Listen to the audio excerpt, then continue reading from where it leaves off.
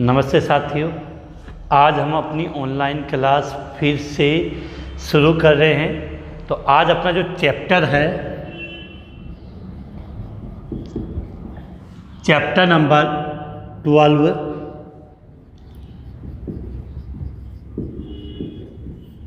Oxygen युक्त क्रियात्मक समूह है, भाग सेकंड। ये अपना टॉपिक का नाम है, ऑक्सीजन युक्त क्रियात्मक समूह भाग सेकंड। और इस चैप्टर में हम 3 प्रकार के क्रियात्मक समूह मुख्यतः पढ़ेंगे। एक एल्डिहाइड, दूसरा कीटोन और तीसरे क्रियात्मक समूह की बात करें तो कार्बोक्सिलिक अम्ल। इन 3 क्रियात्मक समूह के बारे में पढ़ेंगे, जिसमें से अपनी लास्ट जो वीडियो था उस वीडियो में मैंने आपको एल्डिहाइड और कीटोन का जो नामकरण था वो बता दिया है। यदि किसी स्टूडेंट ने नहीं देखा है तो पहले इसके नामकरण का वीडियो ज़रूर देखें और वीडियो के डिस्क्रिप्शन में आपको उसका लिंक ज़रूर मिल जाएगा। तो एल्डिहाइड और कीटोन का नामकरण था। अब हम आगे एल्डिहाइड और कीटोन को बनाने की विधियों के बारे में बात करेंगे। उसके बाद जब ये कंप्लीट होगा तब अपना नेक्स्ट टॉपिक क्या आएगा, कार्बोक्सिलिक अम्ल। क्या आएगा? कार्बोक्सिलिक अम्ल के बारे में पढ़ेंगे। तो बिना टाइम खराब किए हुए बिल्कुल क्लास स्टार्ट करने। नोटबुक और पेन साथ में लेकर रखें, साथ साथ नोट करते रहें। तब साथ नोट करोगे तो बहुत ज़्यादा अच्छा आपको समझ में आएगा। तो 2 मिनट के लिए एक बार फिर से हम रिपीट कर लेते हैं इसको, जो लास्ट वाला जो वीडियो था। उसके बाद अपनी क्लास आगे स्टार्ट करते हैं। सबसे पहले हमें ये समझना है कि एक समूह होता है जिसको हम बोलते हैं कार्बोनिल समूह है। क्या नाम दिया? कार्बोनिल समूह है। कार्बोनिल समूह को हम किससे रिप्रेजेंट करते हैं? C double bond O। इस समूह को हम क्या बोलते हैं? Carbonyl. C double bond O समूह का क्या नाम दिया? कार्बोनिल। अब इस कार्बोनिल समूह होता है वो 2 प्रकार का होता है। एक को हम बोलते हैं एल्डिहाइड और दूसरे को हम क्या बोलते हैं? कीटोन। एक समूह को हम क्या बोलते हैं? एल्डिहाइड, और दूसरे वाले समूह का क्या नाम होता है? कीटोन। अब आप जानते होंगे कि कार्बोनिल समूह की 2 वैलेंसी फ्री। कार्बन की कुल वैलेंसी कितनी होती है? 4। तो 4 में से एक C डबल बॉन्ड O जुड़ गया, तो कितनी वैलेंसी शेष रह गई? 2।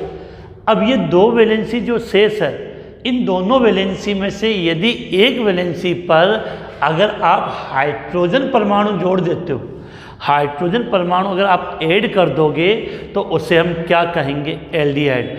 लेकिन अगर इसकी दोनों वैलेंसी पर R एल्किल समूह जुड़ा होता है तो उस कंडीशन में इसको आप क्या बोलोगे?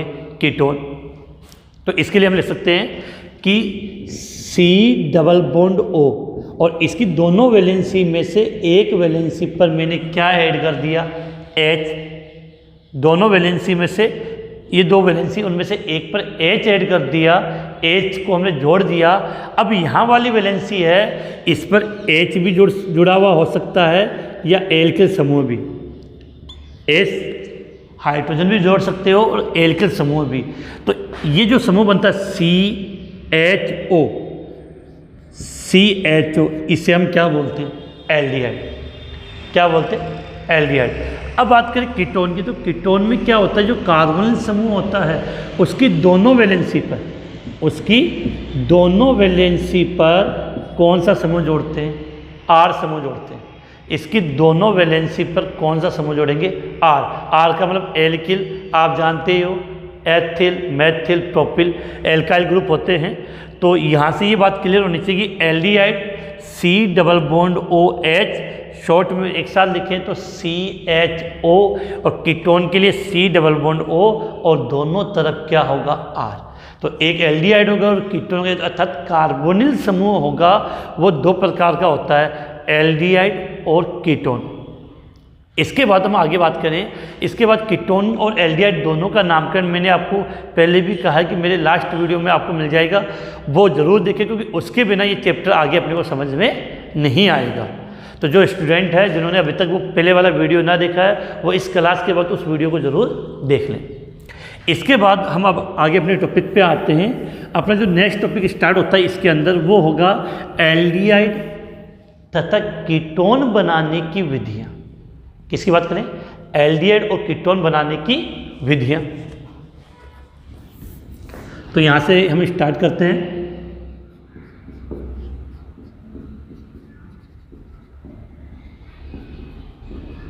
एल्डिहाइड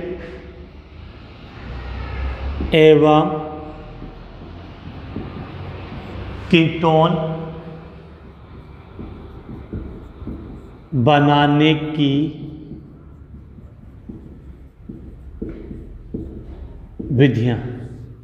क्या लिखा है? एल्डिहाइड एवं कीटोन बनाने की विधियाँ। तो इन विधियों में अगर आपको याद हो तो हमने चैप्टर नंबर 10 और 11 ऑनलाइन पढ़ा था, तो उन चैप्टर से रिलेटेड काफ़ी चीज़ें यहाँ पर अपनी आएगी। और इसकी जो पहली विधि है वो है ऑक्सीकरण से। नंबर 1 ऑक्सीकरण। तो फर्स्ट मेथड या जो पहली विधि है एल्डिहाइड और कीटोन बनाने की, हमने क्या लिया है? ऑक्सीकरण। तो आपको पता होगा कि ऑक्सीकरण अभिक्रिया का मतलब क्या होता है? वह अभिक्रिया जिसमें या तो ऑक्सीजन ऐड हो, मतलब ऑक्सीजन का परमाणु जुड़े, या हाइड्रोजन परमाणु बाहर निकले, उस क्रिया को आप क्या बोलते हैं? ऑक्सीकरण। तो यहाँ पर हम एल्कोहल का ऑक्सीकरण करते हैं और एल्कोहल के ऑक्सीकरण से एल्डिहाइड तथा कीटोन प्राप्त करते हैं। तो जब भी आप ऑक्सीकरण करोगे तो हमें ऑक्सीकारक की आवश्यकता होती है। ऑक्सीकारक का मतलब जहाँ से हमें ऑक्सीजन प्राप्त हो जाए। तो ऑक्सीकरण अभिक्रिया के लिए किसकी आवश्यकता होगी? ऑक्सीकारक की। और यहाँ पर हम ऑक्सीकारक के रूप में अम्लीय K2Cr2O7, अम्लीय K2Cr2O7 या जलीय या क्षारीय KMnO4 का उपयोग करते हैं। तो माइंड क्लियर होना चाहिए कि जब आप एल्कोहल का ऑक्सीकरण करोगे तो ऑक्सीकारक के रूप में क्या लेंगे? K2Cr2O7। नाम जानते होंगे, पोटेशियम डाइक्रोमेट। K2Cr2O7 का क्या नाम होता है? Potassium dichromate. और KMnO4 पोटेशियम परमैंगनेट। अब यहाँ से आपको एक बात माइंड में क्लियर कर लेनी है बिल्कुल यहाँ से, कि यदि आपने प्राथमिक एल्कोहल लिया है, यदि आपने क्या लिया है? प्राथमिक एल्कोहल। तो प्राथमिक एल्कोहल का जब भी आप क्या करोगे? ऑक्सीकरण।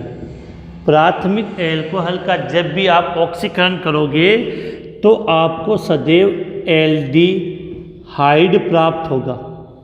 क्या प्राप्त होगा? एल्डिहाइड। और यदि आपने द्वितीयक एल्कोहल लिया है, कौन सा एल्कोहल? द्वितीयक एल्कोहल लिया है, और द्वितीयक एल्कोहल का यदि आप ऑक्सीकरण करते हो, द्वितीयक एल्कोहल का ऑक्सीकरण करते हो, तो आपको क्या प्राप्त होगा? कीटोन। क्या प्राप्त होगा आपको? कीटोन प्राप्त, आपको कीटोन प्राप्त होगा। फिर से रिपीट कर रहा हूँ, यदि आपने प्राथमिक एल्कोहल लिया है और प्राथमिक एल्कोहल का यदि आपने ऑक्सीकरण किया है तो आपको एल्डिहाइड प्राप्त होगा। और यदि आपने द्वितीयक एल्कोहल लिया है और द्वितीयक एल्कोहल का यदि आपने ऑक्सीकरण करोगे तो आपको कीटोन प्राप्त होता है। अब यहाँ से थोड़ा सा हम कुछ चीज़ें समझ लेते हैं कि जैसे मैंने लिया प्राथमिक एल्कोहल, तो प्राथमिक एल्कोहल की पहचान क्या होती है बेटा? R, देखिए लिखते हैं RCH2OH। यदि OH CH2 के साथ जुड़ा है तो वो कौन सा एल्कोहल मान सकते हो आप? प्राथमिक एल्कोहल RCHR। इसका मतलब कौन सा एल्कोहल हो गया? द्वितीयक एल्कोहल। अगर ये कंडीशन लिखी हो R और R, इसका मतलब कौन सा एल्कोहल है? तृतीयक एल्कोहल होता है। तो इसको हम क्या बोलेंगे? प्राथमिक एल्कोहल।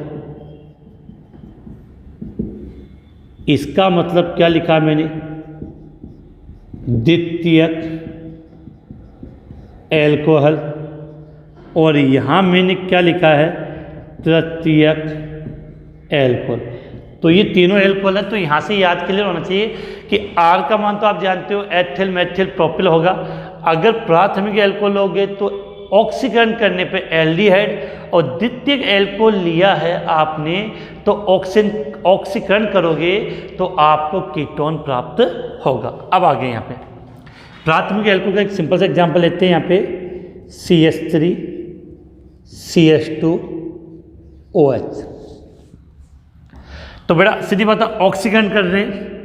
यहाँ पर मैंने ऑक्सीकरण करेंगे तो ऑक्सीकारक के रूप में क्या ले लिया?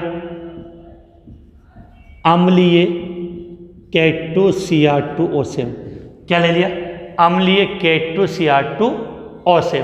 तो कंडीशन क्या होगी कि ऑक्सीकरण होगा तो अपने पास ऑक्सीजन होगा।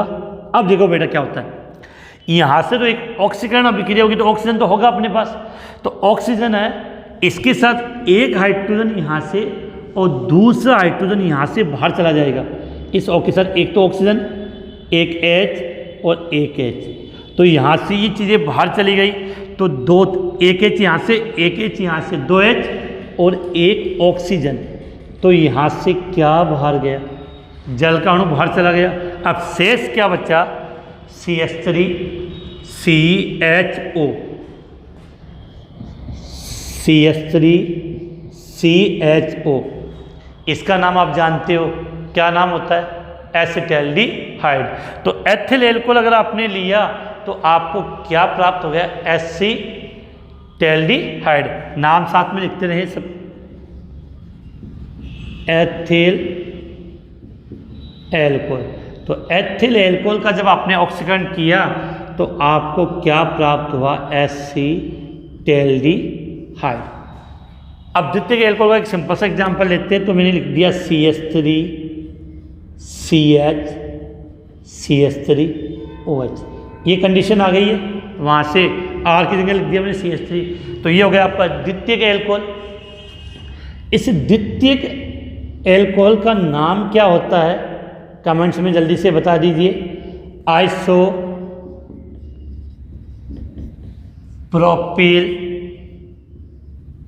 एल्कोहल। इस द्वितीयक एल्कोहल का नाम क्या होगा? Isopropyl alcohol. सेम कंडीशन है कि इसका हम ऑक्सीकरण करेंगे तो ऑक्सीकरण से अभिक्रिया होगी। ऑक्सीकारक के रूप में मैंने क्या ले लिया? अम्लीय K2Cr2O7। अम्लीय K2Cr2O7।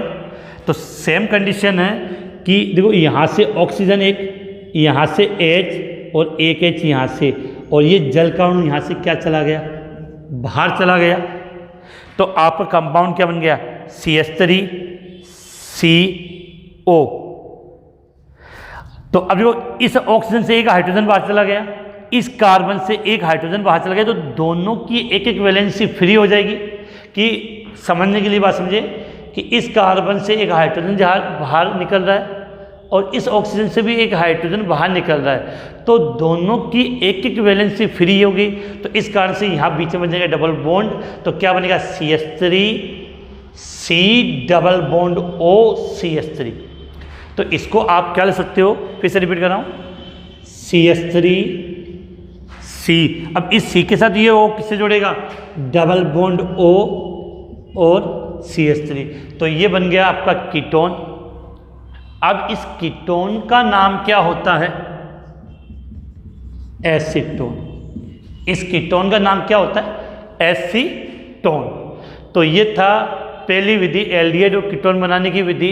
इस विधि को हमने क्या नाम दिया है? ऑक्सीकरण। ऑक्सीकरण होगा तो किसकी आवश्यकता होगी? ऑक्सीकारक की। ऑक्सीकारक के रूप में हम अभिक्रिया में या तो अम्लीय K2Cr2O7 लेंगे या जलीय या क्षारीय KMnO4 की आवश्यकता होगी।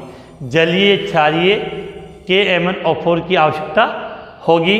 तो प्राथमिक एल्कोहल से हम एल्डिहाइड प्राप्त होगा, द्वितीयक एल्कोहल के ऑक्सीकरण से कीटोन होगा। इन अभिक्रियाओं का हमने एग्जाम्पल ले लिया। अब यहाँ पे एक विशेष बात, नॉर्मली ये देखा गया है कि जब प्राथमिक एल्कोहल का ऑक्सीकरण हम एल्डिहाइड, प्राथमिक एल्कोहल का ऑक्सीकरण हम किस में करते हैं?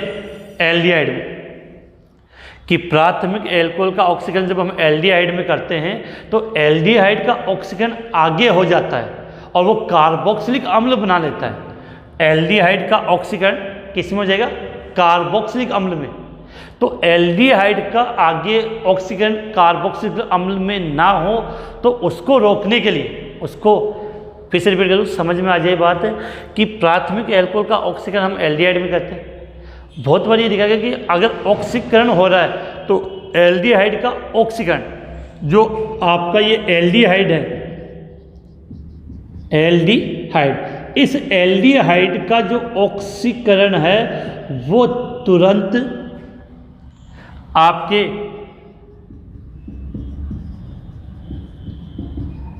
कार्बोक्सिलिक अम्ल में हो जाता है।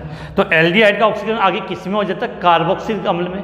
तो हमें तो केवल एल्डिहाइड प्राप्त करना है, तो एल्डिहाइड का ऑक्सीकरण आगे ना हो इसके लिए हम एक उत्प्रेरक के रूप में PCC, पूरा नाम लिखता हूं इसका, पिरिडीनियम क्लोरोक्रोमेट। क्या नाम है? पिरिडीनियम क्लोरोक्रोमेट। क्या लेते हैं? पिरिडीनियम क्लोरोक्रोमेट नामक पदार्थ ले लेंगे। तो अगर हमने PCC ले लिया, पिरिडीनियम क्लोरोक्रोमेट उत्प्रेरक ये पदार्थ लिया है, तो ये क्या करता है? एल्डिहाइड को आगे कार्बोक्सिलिक अम्ल में परिवर्तित होने से रोक देता है। तो बहुत बार जब आप ऑक्सीकरण की अभिक्रिया देखोगे तो तीर के निशान पर इन ऑक्सीकारक के साथ वहाँ पर पिरिडीनियम क्लोरोक्रोमेट लिखा होगा, तो उसका मतलब होता है कि जो एल्डिहाइड है वो बहुत बार ऑक्सीकारक अम्ल, कार्बोक्सिलिक अम्ल में परिवर्तित हो जाता है। उसको रोकने के लिए हम किसका प्रयोग करते हैं? PCC, pyridinium chlorochromate. तो इसका आप स्क्रीनशॉट ले लीजिए, पूरी बातें इसमें लिखी हुई है। और जो स्टूडेंट नोटबुक और पेन साथ में लेकर बैठे हैं वो इसको साथ में नोट करते रहते हैं तो बहुत अच्छा आपको समझ में आएगा। तो इसका जल्दी से स्क्रीनशॉट ले लीजिए, फिर मैं इसको मिटा देता हूँ, फिर अपनी नेक्स्ट रिएक्शन की बात करते हैं।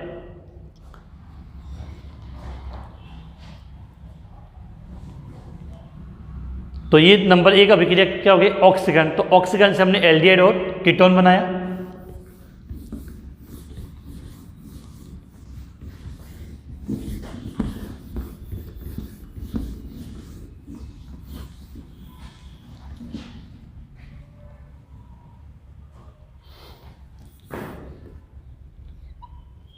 अब नंबर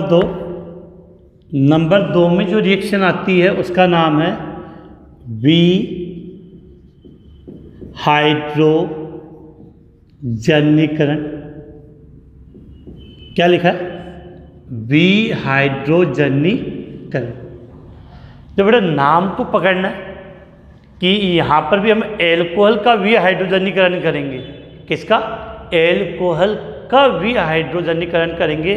तो इसको हम कैसे समझें कि अगर कहीं पर ये शब्द लिखा हो हाइड्रोजनीकरण, इसका मतलब क्या है कि उस अभिक्रिया में क्या जुड़ेगा? हाइड्रोजन जुड़ेगा। हाइड्रोजनीकरण, हैलोजनीकरण, तो उसका मतलब वो उस अभिक्रिया में ऐड होगा। लेकिन मैंने इसके नाम के आगे क्या लगा दिया? विहाइड्रोजनीकरण। मतलब इस अभिक्रिया में हाइड्रोजन गैस है वो बाहर निकलेगी।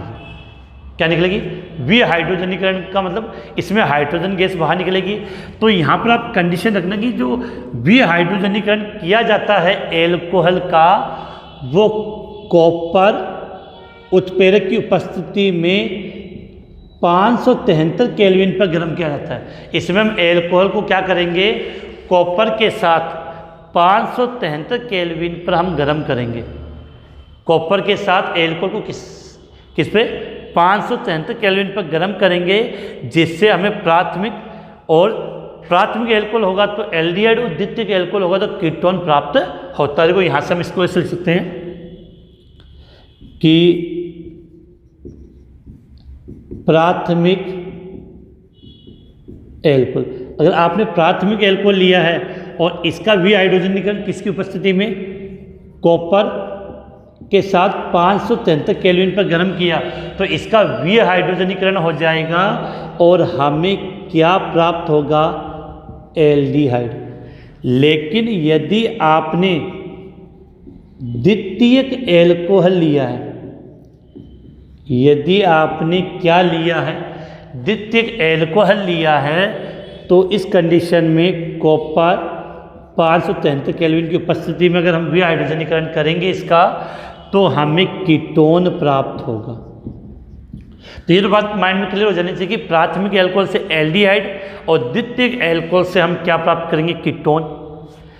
वी हाइड्रोजनीकरण की कंडीशन क्या है कि कॉपर के साथ एल्कोहल को 573 केल्विन पर, अगर केल्विन के स्थान पर टेम्परेचर अगर डिग्री सेल्सियस में लिखा हो, केल्विन के स्थान पर यदि टेम्परेचर किस में लिखा हो, डिग्री सेल्सियस में लिखा हो, तो ये बताना कि 573 केल्विन है वो डिग्री सेल्सियस में इसका मान कितना होगा, कमेंट्स में जल्दी से बता दीजिए। अब हम आगे स्टार्ट करें, जैसे एग्जांपल ले लें, सिंपल सा है, CH3 CH2 OH। नाम जानेंगे, अभी पढ़ा था आपने, एथिल एल्कोहल। क्या लिखा है, एथिल एल्कोहल। इस एथिल एल्कोहल को कॉपर धातु के साथ 573 पर गर्म किया तो हमें पता है क्या होगा, वी हाइड्रोजनीकरण अभिक्रिया होगी। तो एक H यहाँ से और एक H यहाँ से, तो दो हाइड्रोजन बाहर चले गए, एक H यहाँ से दूसरा H यहाँ से, दोनों हाइड्रोजन बाहर चले गए, तो क्या बनेगा, CH3CHO, CH3CHO, और इसको क्या नाम दिया, एसिटाल्डिहाइड। क्या नाम दे दिया, एसिटाल्डिहाइड। और साथ में कौन सी गैस बाहर निकल गई, हाइड्रोजन गैस आपकी बाहर निकल गई है। इसके बाद हम आगे बात कर रहे हैं कि CH3 C double bond O CH3 alcohol बनाना अपने को, तो CH3 CH CH3 OH। ये मैंने द्वितीयक एल्कोहल ले लिया, इसी का नाम अभी हमने लिखा था आइसोप्रोपिल एल्कोहल। क्या लिखा, आइसोप्रोपिल एल्कोहल। इसको भी मैंने क्या किया, कॉपर के साथ 573 केल्विन पे इसको मैंने गर्म किया। कॉपर के साथ मैंने इसको 573 केल्विन पर गर्म किया। तो 573 केल्विन पर गर्म करेंगे तो वही एक H यहाँ से दूसरा H यहाँ से बाहर चला गया, तो कंडीशन क्या आ गई, CH3 C double bond O CH3 और H2 बाहर चला गया और क्या बन गया, कीटोन। तो एल्डिहाइड और कीटोन बनाने की दूसरी विधि हमने क्या लिखी है, वी हाइड्रोजनीकरण। ये माइंड में फिक्स कर लेना कि वी हाइड्रोजनीकरण अगर आप एल्कोहल का करोगे तो कंडीशन क्या होगी, कॉपर के साथ 573 केल्विन पर। तो हमने एल्डिहाइड और कीटोन बनाने की दो विधियां पढ़ी है। अब अगर आपको याद हो, जब हमने चैप्टर नंबर 11 पढ़ा था एल्कोहल की रासायनिक अभिक्रिया, तो ये दोनों अभिक्रिया ऑक्सीकरण और वी हाइड्रोजनीकरण अभिक्रिया है, ये दोनों की दोनों अभिक्रिया हमने एल्कोहल के ऑक्सीकरण और एल्कोहल के वी हाइड्रोजनीकरण में पढ़ी थी। वो अभिक्रिया वापस से रिपीट है, तो इसका स्क्रीनशॉट ले लें।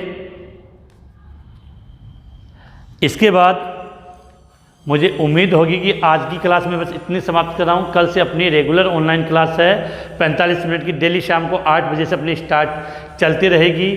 वीडियो अच्छा लगा हो तो लाइक और शेयर करना ना भूलें, और जो स्टूडेंट फर्स्ट बार मेरी ऑनलाइन क्लास अटेंड कर रहे हैं वो मेरे इस यूट्यूब चैनल को सब्सक्राइब ज़रूर करें। इसी के साथ आज की क्लास यही समाप्त है।